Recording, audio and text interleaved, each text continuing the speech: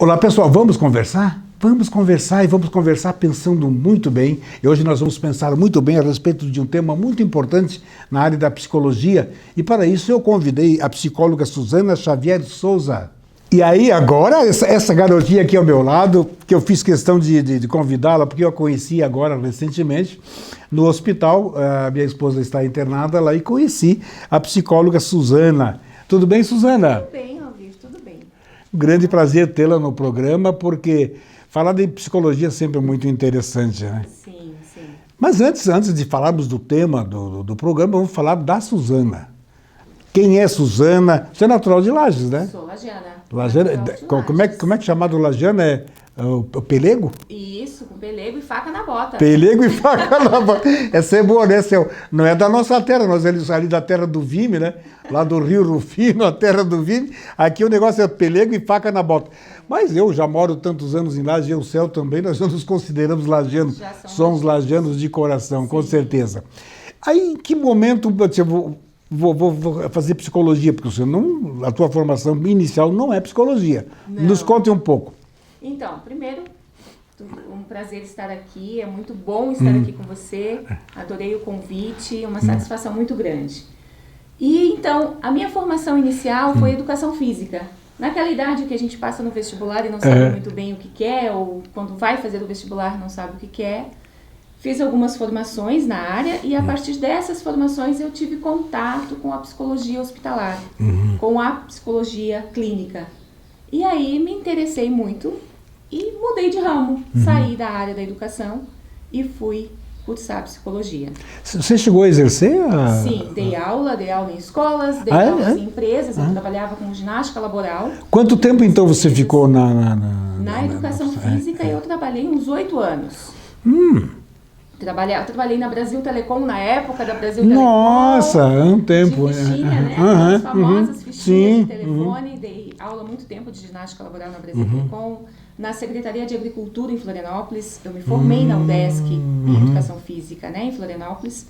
Então eu atuava lá. Na área laboral, acho bem interessante, porque eu me recordo que eu fiz uma entrevista a alguém especialista dessa área também. É muito interessante, né? Sim. Porque as pessoas hoje, os empregadores hoje já estão mais preocupados com isso, né?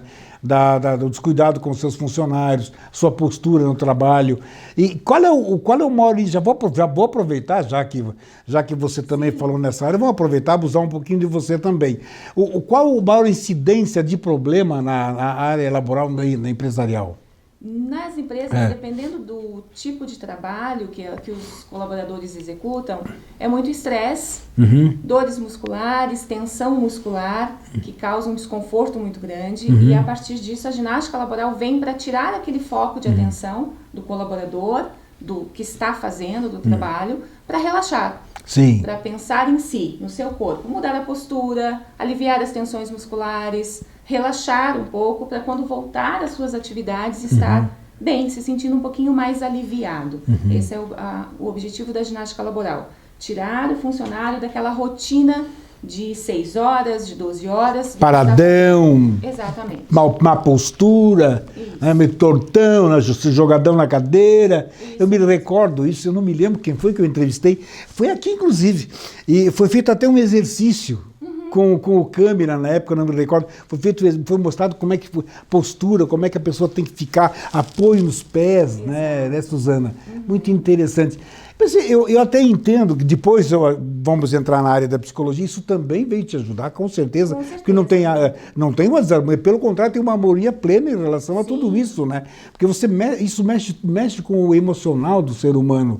E essa situação do estresse, como você muito bem colocou, o funcionário com uma situação de estresse, uma má postura, um ambiente não tão agradável para o trabalho, isso influencia em todos os sentidos, né? Com certeza, e o colaborador se sente acolhido pela empresa. Pensa, poxa, o meu chefe, a minha chefia pensa em mim. Colocou uma pessoa para cuidar da minha saúde, da minha postura. E isso também é muito acolhedor, tanto para o profissional quanto para os colaboradores da empresa. E nesse exercício, é um exercício funcional? Isso, um exercício físico. Físico, né? Isso, alongamento. Aí você tem um espaço, nas empresas tem espaço. Não é da minha época, isso nunca foi da minha época de escritório, não tinha nada disso.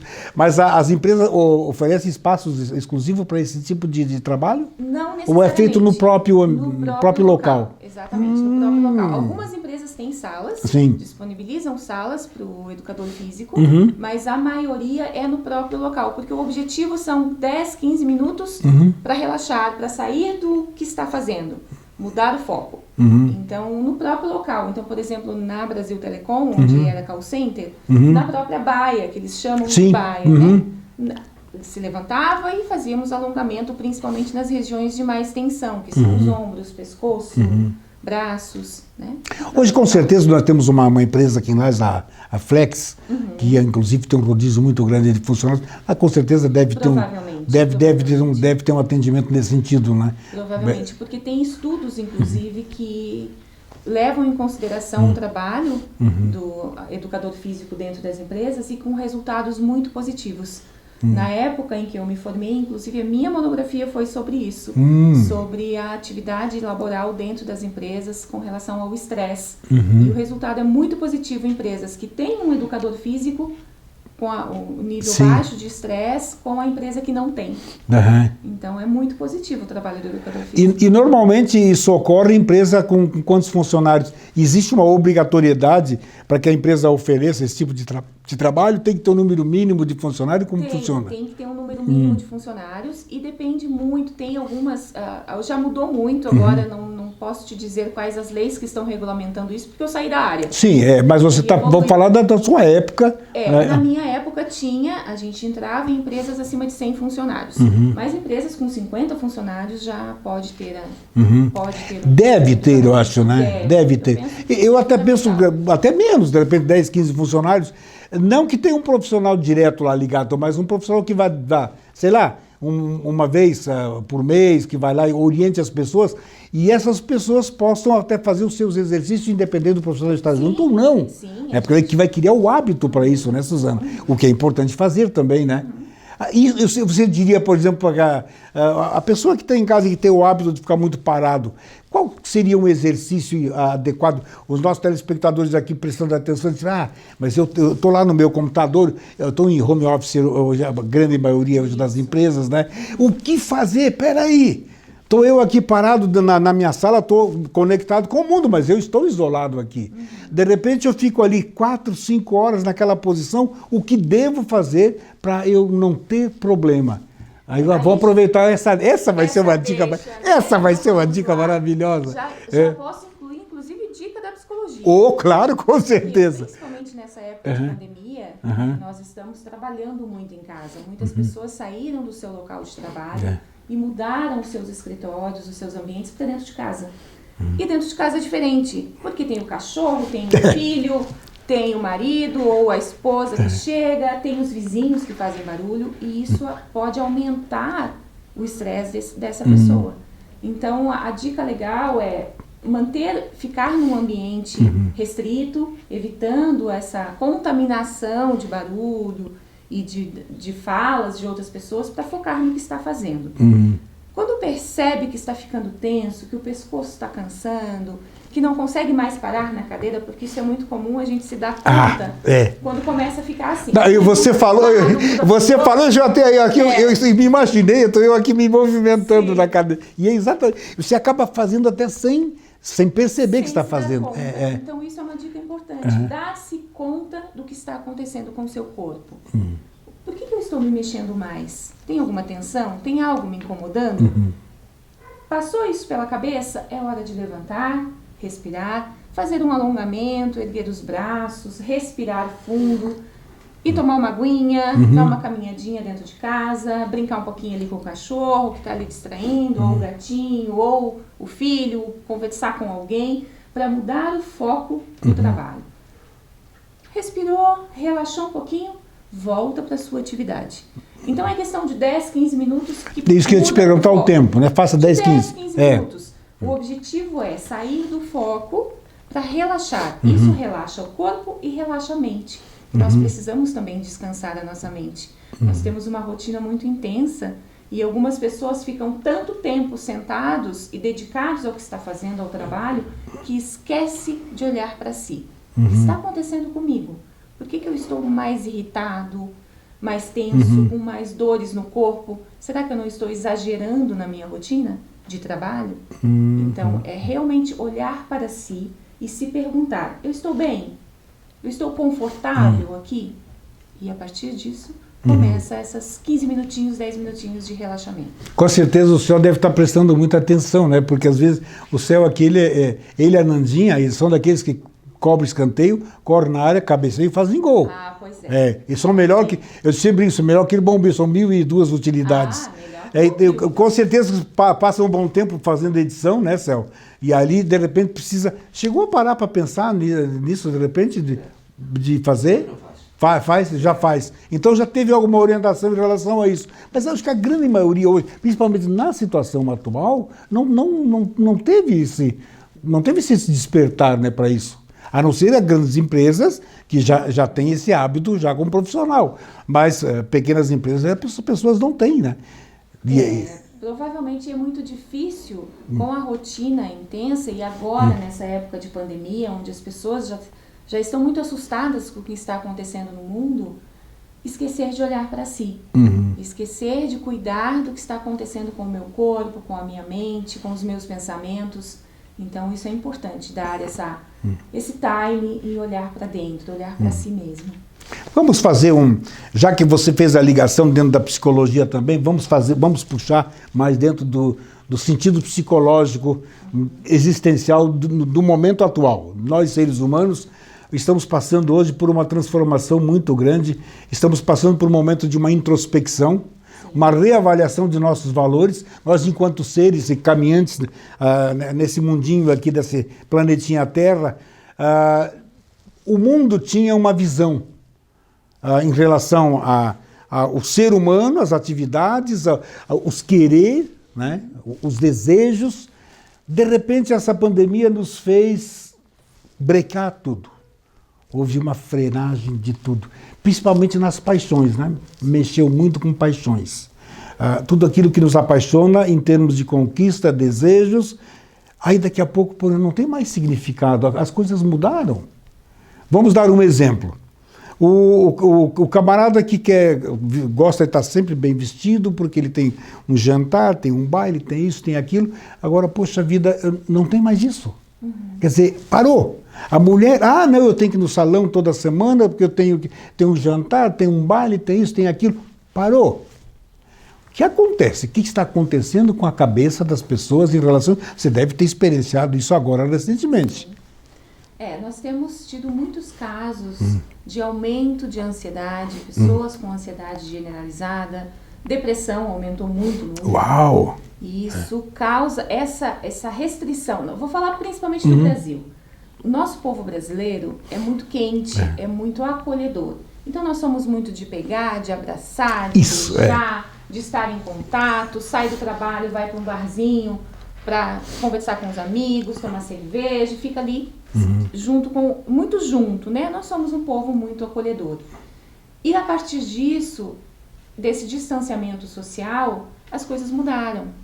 Nós temos que ter mais cuidado, ficar em casa, usar máscara, fazer a higiene das mãos mais vezes, evitar de tocar em lugares que são comuns a muitas pessoas. E isso causa esse aumento de ansiedade e essa despersonalização. Despersonalização como, quem sou eu agora? O que eu estou fazendo na minha vida? Antes eu era a fulana ou fulano que trabalhava na empresa tal, que tinha esta rotina. De repente... E esses sonhos, esses anseios... Então, a pessoa que gostava de se vestir bem, que botava sempre o seu terno bonitinho para ir para uma festa, para ir para um jantar, agora está em casa de pijama. Então, isso nós temos que tomar cuidado também. Manter uma rotina dentro de casa. Se antes eu gostava de me vestir bem, por que não me vestir bem em casa? Por que não botar uma roupa, mesmo que eu vá trabalhar no meu escritório, ou na minha sala, ou na minha cozinha, por que não botar uma roupa que eu costumava usar no meu trabalho?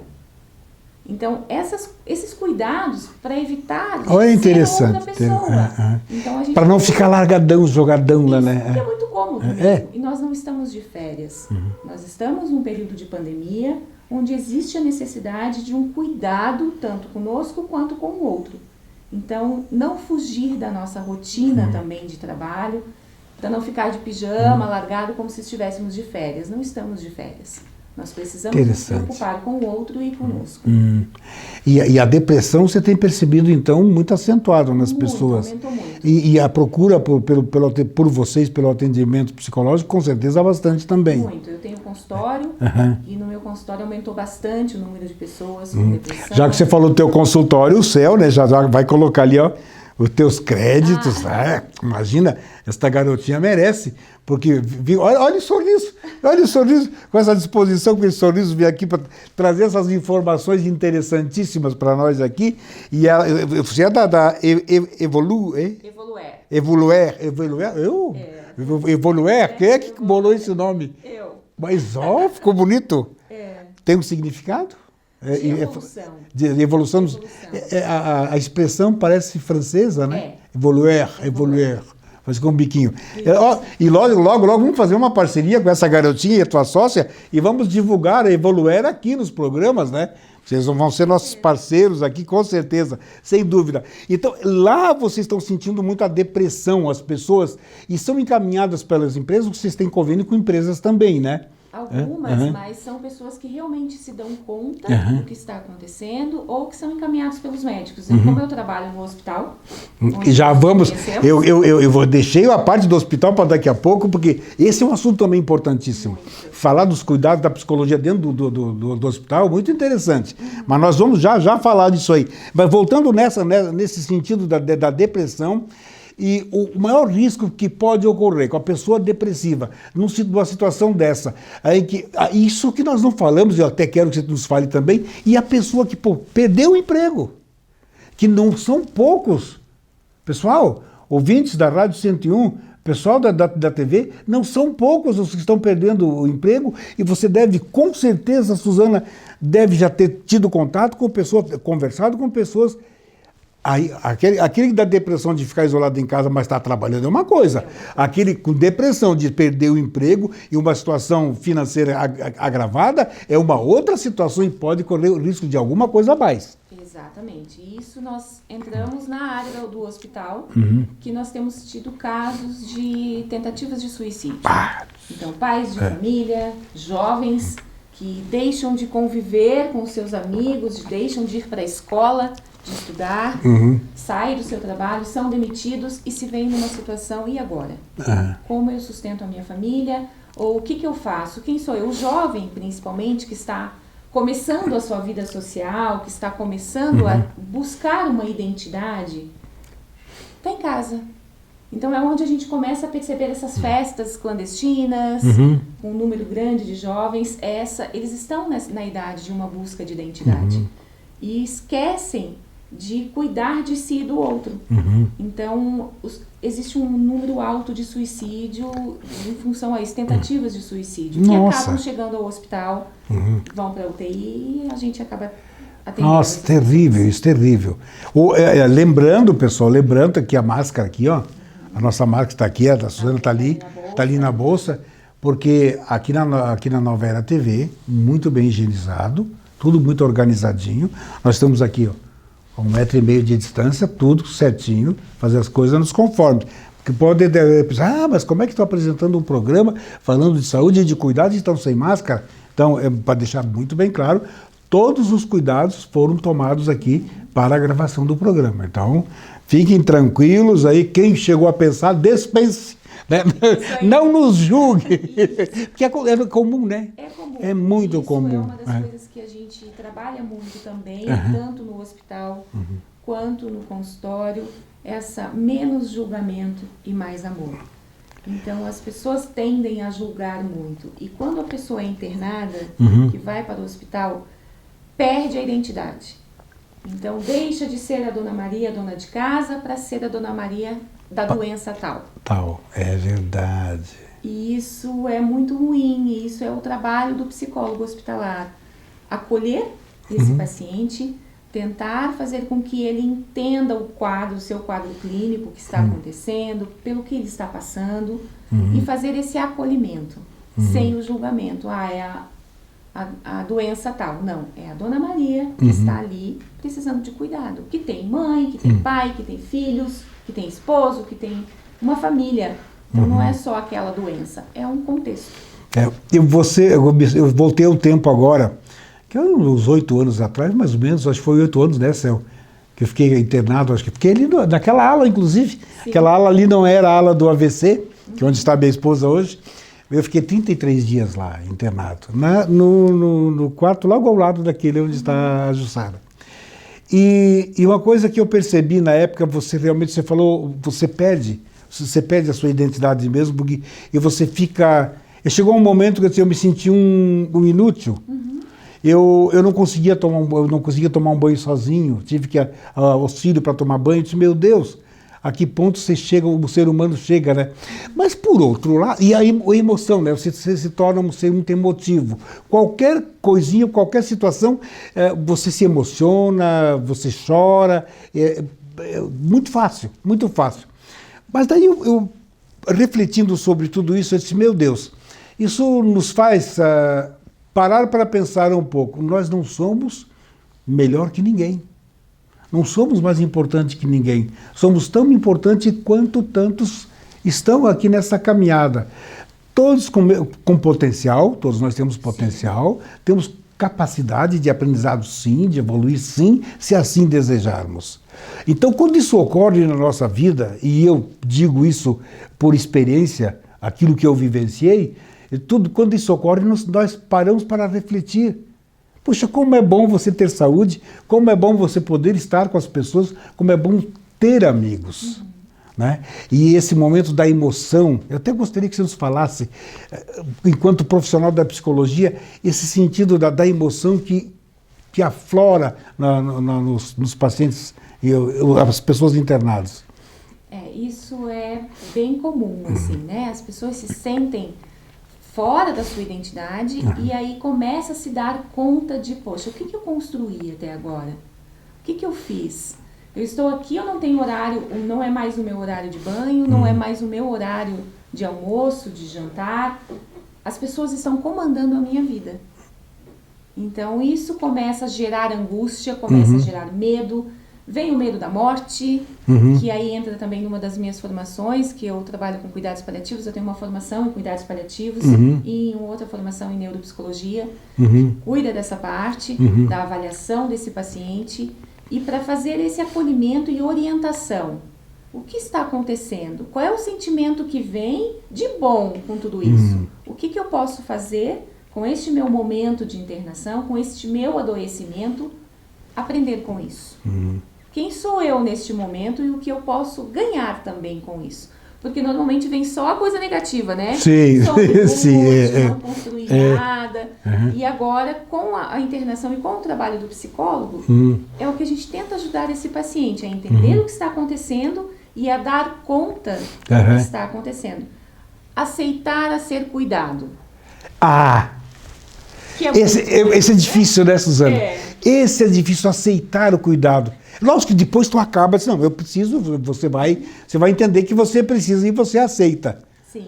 Você se conscientiza disso, mas é complicado, né? É complicado. Muito. E alguns pacientes entram bem nas fases que a gente diz a fase do adoecimento, que é as fases do luto, as fases de negação, a fase que eu vou pegar esse teu gancho da fase da negação, sabe por quê? 2 minutinhos para um rápido intervalo comercial e nós voltamos já já. Então agora nós vamos falar dessa negação que ficou. Por que as pessoas precisam trabalhar, fazem essa negação? Isso é o sentido autoproteção? Seria isso? Também, também. Existe um autor que descreveu as 5 fases do adoecimento, as 5 fases do luto também. E existe isso, uma delas é a negação. Então entra, eu não estou doente, eu não preciso de tratamento, eu não preciso estar aqui, briga com a equipe, não aceito o que o médico fala. Essa é a negação. Uau! Tudo isso? Tudo isso. E de repente muda para a fase de barganha. Então, eu vou tomar o remédio se você me der tal coisa. Caramba! Essa eu não sabia. Essa eu não sabia. Se eu ganhar tal coisa. Então começa a passar pelas diversas fases do adoecimento. E isso é muito comum. Não existe uma regra de que passa primeiro pela negação, depois pela barganha. Não existe uma regra. Pode acontecer qualquer uma em qualquer ordem. E isso é muito comum nos hospitais. A gente recebe muitos pacientes assim. Assim como até a última, que é a aceitação. Realmente estou doente, realmente eu preciso de vocês. Eu preciso do meu médico, eu preciso da minha equipe para me cuidar. E quando isso chega, vem também a fase, alguma coisa de, poxa, realmente eu preciso desistir, não tem mais chance. E aí entra o trabalho do psicólogo, vamos lá. O que nós conseguimos evoluir aí? O que nós conseguimos ganhar? Mas deixa eu só, posso te interromper um pouquinho? Sim, por favor. Porque eu não fazia ideia que acontecia todo esse tipo de coisa. Porque eu fui paciente várias vezes. Sim. Várias vezes, eu tive algumas cirurgias já tive alguns conselhos. Em momento algum eu tive momentos de negação, de nada. Nesse ponto eu fui muito tranquilo, sabendo que eu precisava, estava lá porque precisava e precisava ser atendido. Por outro lado, eu também eu nunca gostei de ficar só no hospital. Eu sempre gostei de ficar com mais pessoas, porque eu sempre movimentava o ambiente. Eu sou muito comunicativo, então eu me comunicava com tudo e todos lá dentro. E eu não passei não tive isso.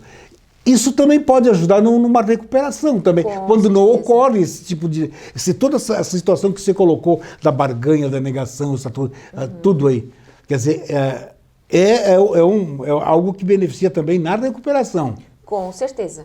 Com certeza, isso é fundamental também, quando o paciente já chega preparado e sabendo que é uma fase, que é um período, né, que ele precisa passar, ele precisa aceitar ser cuidado, e isso com certeza melhora muito mais, e a sua recuperação é muito mais rápida.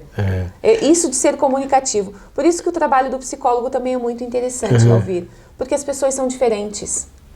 Somos seres diferentes. Totalmente. Nós somos seres biopsicossocial e religioso também. Posso te ajudar também?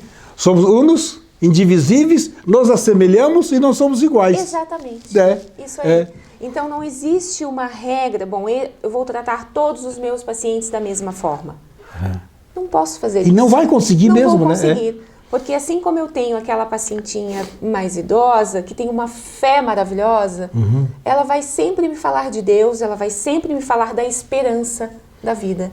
Assim como eu tenho, por outro lado, um outro pacientinho, também da mesma idade, que passou uma vida toda sem crer em nada, e quando chega no adoecimento ou para o cuidado paliativo, vem a dúvida, e agora? Existe ou não existe? Uau. Eu nunca acreditei em nada. E agora? E agora? Eu devo acreditar? Devo acreditar ou não?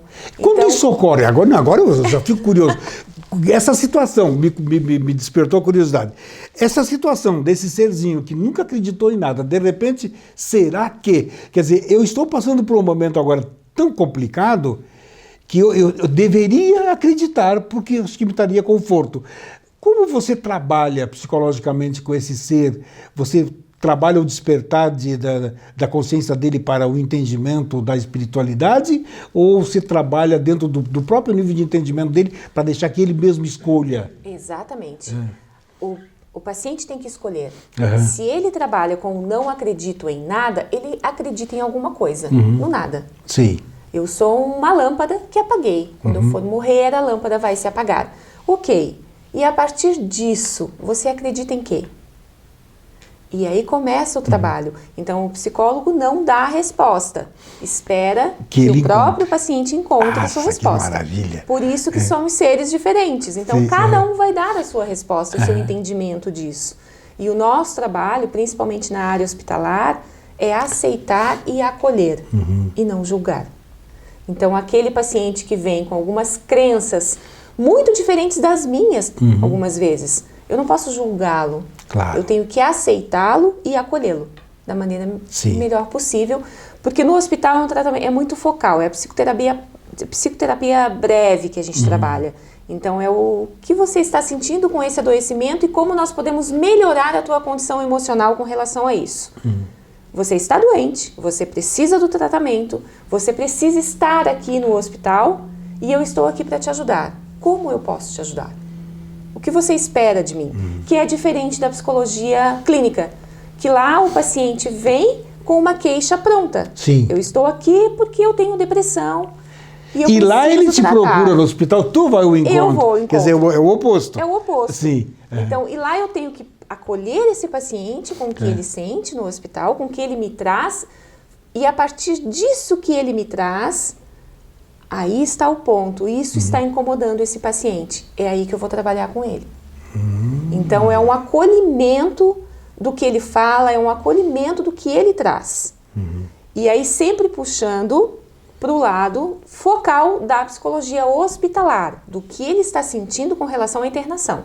Porque muitos pacientes, quando eu me apresento, até você presenciou a minha chegada no quarto. Aliás, até para mim foi surpresa, porque eu não tinha conhecimento que já acontecia um tratamento. Na época que eu fiquei internado, não tinha um trabalho de psicólogo, não me recordo, pelo menos. É que depende muito. Antes nós tínhamos, o Hospital Nossa Senhora dos Prazeres, que é onde eu trabalho, tem atendimento multiprofissional e a gente é porta de entrada para traumatologia, fomos habilitados para cardiologia e para neuro. A neuro nós temos agora aquela ala montada. Excelente. Uma equipe profissional. Só parabenizar a administração do hospital, porque é fantástico. Até vamos combinar uma hora dessa, Céu, para lá fazer uma matéria lá dentro, porque eu já fiz isso. Eu já fiz matéria dentro dos dois hospitais já, mostrando, porque eu acho que nós temos que mostrar o lado bom o lado bom. Porque de crítica já existe um monte. Então vamos mostrar as coisas boas que tem. E lá só tem que aplaudir, porque realmente é incrível. E essa ala tem uma equipe multi, com médico 24 horas, enfermeiro, terapeuta ocupacional, fonoaudióloga, assistente social, nutricionista, preparada, fisioterapeuta, 24 horas para atender os pacientes que estão ali. Então entra essa necessidade de fazer com que esse paciente se sinta acolhido e recebido pelo hospital. E isso também nos outros setores, mas especificamente na área do AVC, existe esse cuidado, porque são pacientes que estão, além de estar dentro de um hospital, muitas vezes ficaram com alguma sequela. Então o braço, ou a perna, ou a fala com dificuldade, e isso ele precisa ser escutado. Mas a partir disso, alguns trazem questões e feridas emocionais do passado. E aí que entra a gente tentar acolher, sim, o que ele está trazendo, mas sempre puxar para o hospital. O que aconteceu agora? O que é isso que você está me contando? Ele cria uma confusão em relação a tudo isso? Vê psicólogo, é psicólogo, eu vou aproveitar. E aí já quer fazer uma consulta como se fosse dentro de uma clínica. Só porque não, nós temos o nosso sigilo, mas no hospital é uma interconsulta. Então, você acompanhou ontem, eu estava atendendo uma paciente que estava ao lado, daí tinha outra paciente que estava ali também interferindo na conversa. Então, percebe que tem coisas, feridas emocionais que eu não posso puxar ali, porque vai ter muita gente que não entende do que essa pessoa vai me trazer e vai virar uma... E você precisa trabalhar aquele momento, né? Aquele momento e aquele ser, dentro da sua individualidade, né? Que, mesmo estando ali no mesmo ambiente, mas você consegue separar os indivíduos, né? Exatamente. Você vai entender o individual, B, C, cada um dentro da sua individualidade e trabalhar da forma que deve ser trabalhado. Isso né? mesmo. E focar no que está passando neste momento de internação, neste momento de adoecimento. O que é a doença, o que este momento está causando no seu ser. Esse é o objetivo, assim, tentar fazer com que essa pessoa entenda o seu adoecimento, acolha e aceite. Estou passando por isso. Ok, e agora?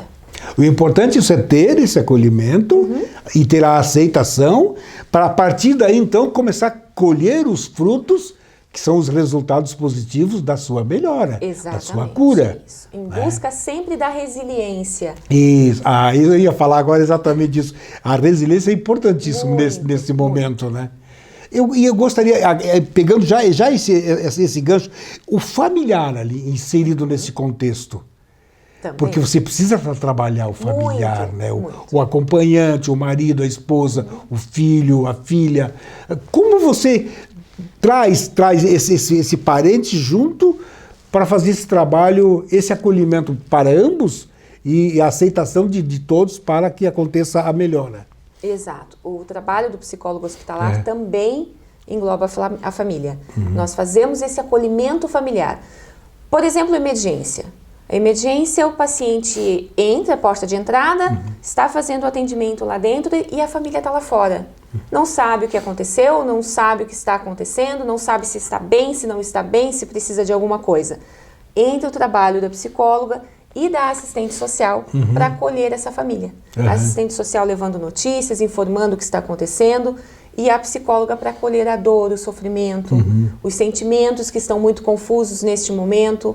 Então, esse é o trabalho de acolhimento. Na UTI, por exemplo, a UTI tem visitas restritas. Sim. Nós não temos horários livres, não tem como ficar com o seu familiar. Mesmo porque, na situação atual, nem está se recomendando diminuir a quantidade de visita e as pessoas circulando dentro do hospital, né? Isso mesmo. Então, a gente faz esse acolhimento da família, porque a família fica totalmente perdida. E agora? Eu quero ficar junto, eu preciso ficar junto. E vem sempre com aquela mentalidade de que UTI é morte. Se entrou na UTI é porque vai morrer. Desmistificar isso. UTI importantíssimo, é vida. Se está na UTI é porque tem uma chance de vida muito grande. E a equipe toda vai trabalhar 24 horas em função Está direto ali em cima, meu Deus, só tem que agradecer os profissionais que estão ali. Eu tive na UTI, porque eu tive uma cirurgia de aneurisma cerebral. Tive na UTI, estou aqui, né? Tanto que estou aqui. Sempre digo, de véspera vai o peru, né? Sim. De véspera vai o peru. Se chegou a hora, vai, tem que se conformar, vai ser a hora. Quando não é hora, tem esses recursos. E quando você diz, lá na UTI, mas lá é o melhor local que a pessoa pode estar, porque é unidade de tratamento intensivo. Exatamente. E lá está monitorado o tempo todo. E aí você leva essa informação para a família. Vai se tranquilizar. Né? Para acolher também essa dúvida da família e fazer com que ela entenda que está ali para ser tratado. E também, por outro lado, a iminência da morte. Quando existe a iminência da morte, acolher essa família e trabalhar o luto. E isso também é importante. A aceitação também da morte. A nossa sociedade é uma sociedade muito difícil. A nossa crença faz com que a gente evite de falar da morte. Né? Eu tenho formação em cuidados paliativos e eu percebo muito isso. Você esteve naquele encontro lá na Anime dos cuidados paliativos? Eu estava lá. Cláudia, maravilhosa. Excelente. Foi realmente fantástica. Ela é incrível, né? Livros maravilhosos. Ela é incrível. Muito bom. E realmente vale a pena. Eu acho que exatamente ter esse entendimento. Né? E a porque família o momento vai chegar para todos. Isso. Então tem que saber, estar preparado para isso também, né? E lá no hospital eu ouço muito de famílias, eu não sei viver sem essa pessoa. Eu não vou saber viver, não posso perder. E isso é o trabalho também do psicólogo hospitalar. Desmistificar a morte. E o que tu diz quando a pessoa fala exatamente isso? Que não pode aceitar. Que não pode viver sem a pessoa, que não pode não aceitar, não posso perder. Eu tento... Por que a pessoa diz isso? Justamente pela nossa crença de evitar falar de morte. É comum na nossa sociedade... Quando a gente começa a falar de alguma doença, nem falo o nome. Nem Câncer, por exemplo, quero falar pessoas, disso. Eu não digo o nome daquela doença. Aquela coisa lá, né? Aquela coisa. Então, isso é importante que as pessoas entendam que a morte é uma consequência da vida. Sim. E cuidar de pessoas que estão em cuidados paliativos, que estão às vésperas de morrer, ou a caminho da morte, é importante tanto para ele falar disso, quanto para a família. Porque para ficar junto, olha que momentos preciosos que a gente perde com o nosso ente querido, evitar de ficar com ele porque ele está morrendo. Quantas palavras não ditas, quantos abraços não dados, porque a gente quer evitar chegar perto da morte. Como se aquilo fosse contagioso. Isso. E a gente perde momentos preciosos com o nosso ente querido. Então é fazer com que essa família entenda. E fazer com que essa filha, por exemplo, eu não vivo sem a minha mãe. Tá, como que você viveu até aqui? Você estava o tempo inteiro com ela? Não, eu trabalhava. Valorizou estudava. sua mãe até? Valorizava sua mãe? Visitava sua mãe? Como é que era a convivência de vocês? Às vezes a gente passava tanto tempo sem se ver. E agora que ela está num momento de morte, como é que vai ser para você? Mas eu não vou saber viver sem ela. Então aproveita agora. Isso, ela está viva. Excelente. Vai lá, fala tudo o que você não disse, aproveita, abraça, fica com ela, valorize ela. Porque depois que morre, é muito comum, me procuram dizendo, poxa, eu tinha tanto para falar e não falei. Então aproveita.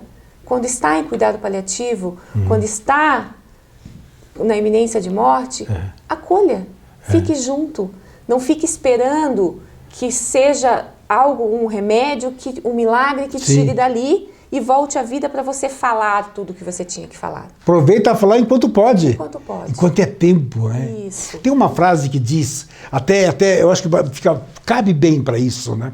As pessoas que têm muita desarmonia, cria muita dificuldade entre amigos, parentes, enfim. Tem uma frase que diz, reconcilia-te com os teus inimigos enquanto estás a caminho. Já ouviu essa frase? Muito boa. Não, nunca te ouvi. Reconcilia-te com os teus inimigos enquanto estás a caminho.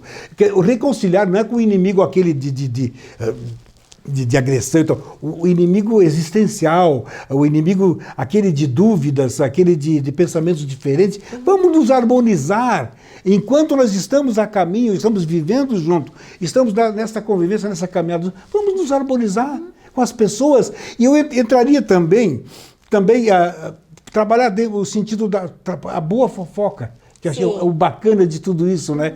Por que eu tenho que falar da pessoa ausente só das coisas desagradáveis? Por que eu tenho que falar das pessoas que não estão presentes, das coisas para criticar, para apontar? Né? E se eu estou apontando um dedo, tem 3 apontando para mim, quer dizer, eu tenho que parar um pouco para refletir.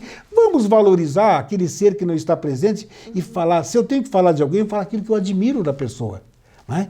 Se eu admiro da pessoa, isso eu vou falar. Tenho dúvidas, então eu vou procurar a pessoa.